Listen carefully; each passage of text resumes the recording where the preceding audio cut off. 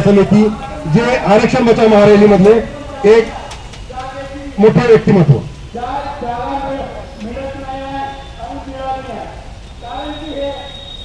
परिवर्तनाच्या दिशेने वाटचाल करणारे आणि हा मार्ग आपल्याला दाखवणारे सगळ्या महापुरुषांना मी वंदन करतो। संयुक्त आदिवासी कृती समितीच्या या मंचावर उपस्थित सर्व मान्यवर बंधू आणि भगिनींनो, विद्यमान सरकार हे आपलं टार्गेट पूर्ण करण्याच्या दिशेने अग्रेसर झालेलं आहे।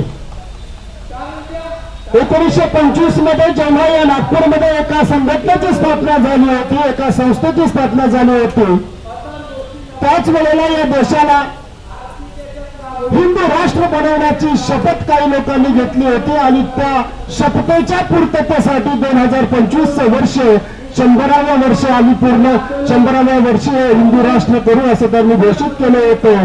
त्याचीच प्रचिती आपल्याला लोकसभेच्या निवडणुकांमधून दिसलेली असेल। अनेक छोटे मोठे जे चमचे होते ते म्हणत होते की आरक्षण रद्द करायचं आहे आणि त्यासाठी आम्हाला 401 चा आकडा पाहिजे आहे।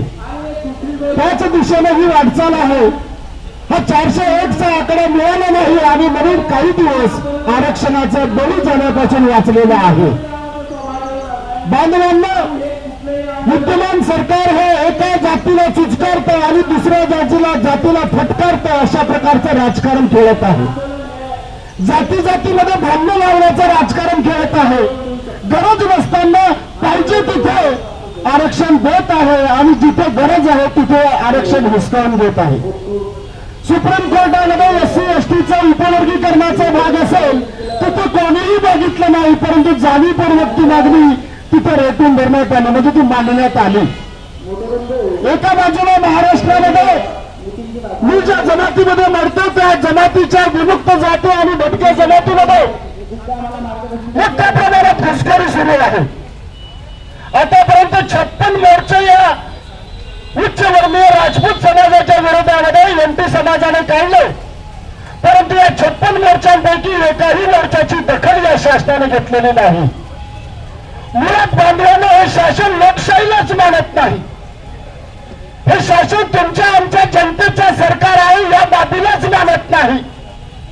हे आम्ही भारताची लोक ही कन्सेप्टच हे लोक मानत नाही आणि जे लोक हे आम्ही भारताचे लोकच मानत नाही, हा देश आमचा आहे आणि म्हणून या देशावर राज्य करण्याचा अधिकार आमचा आहे असं ज्यांची समजूत झालेली आहे त्यांच्या विरुद्धचा हा लढा आहे।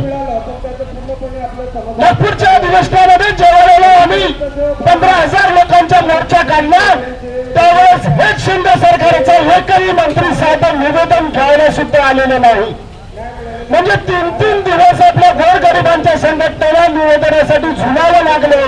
लोकशाहीमध्ये बाबासाहेबांनी दिलेले महत्वाचे अधिकार जेव्हा आपण वापरावे लागतो तेव्हा त्या अधिकाराच्या चर्चेकडे लक्ष द्यायलाही या सरकारला वेळ नाही, अशा पद्धतीचं हे सरकार आहे।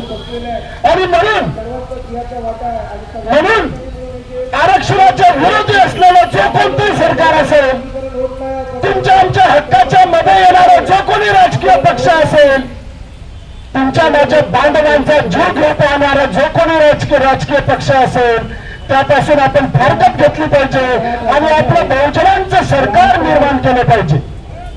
बाबासाहेबांनी असं सहजच म्हटलं नाही की जा आणि आपल्या भिंतीवर लिहून ठेवा की मला राज्यकर्ती जमात बनायचं आहे। जर आपण बाबासाहेबांच्या पावलावर पाऊल ठेवत आहोत तर राजकारणामध्ये हे सूत्र आपल्याला स्वीकारावं लागेल आणि जोपर्यंत जाणीवपूर्वक या बाबी आपण स्वीकारणार नाही तोपर्यंत आपल्यामध्ये अशा प्रकारच्या घुसखोरी होतच राहणार आहे। आणि या घुसखोरी कोणाच्या समर्थनामुळे होते? विजयंती संवर्गामध्ये राजपूतांची होणारी घुसखोरी कुठून आली किंवा आदिवासी समाजामध्ये होणारी घुसखोरी कुठून येते? याच्या मागे सरकारचं समर्थन आहे, उघड समर्थन आहे असं मी जाहीरपणे म्हणतो। आणि म्हणून अशा सरकारच्या विरोधामध्ये आम्ही एकजूट झाले पाहिजे। SC ST OBC मायनॉरिटी या विजयंती या सगळ्यांनी एकत्र येऊन हा लढा केला पाहिजे आणि सगळ्यात महत्वाचा हा संविधान वाचवला पाहिजे, हा देश वाचवला पाहिजे अशी आपणास विनंती करतो आणि थांबतो। जय संविधान।